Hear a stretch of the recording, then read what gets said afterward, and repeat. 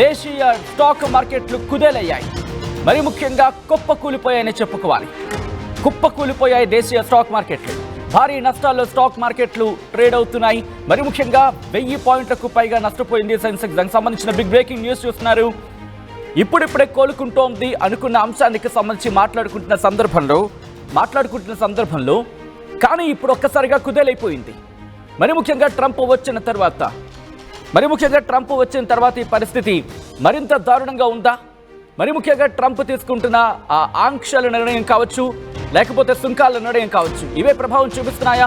ప్రస్తుతం ఇదే అంశానికి సంబంధించి తీవ్రమైన చర్చ జరుగుతోంది. 1000 పాయింట్లకు పైగా నష్టపోయింది సెన్సెక్స్.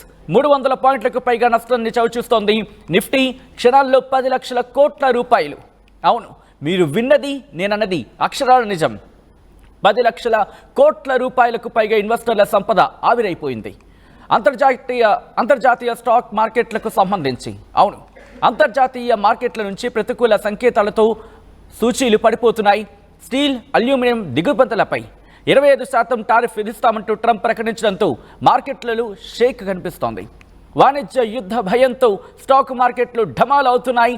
తీవ్ర ఒత్తిడిలో ప్రైవేటు రంగం బ్యాంకులు, ఆటో స్టాక్స్ అమ్మకాలు ఉన్నాయంటే అర్థం చేసుకోవచ్చు.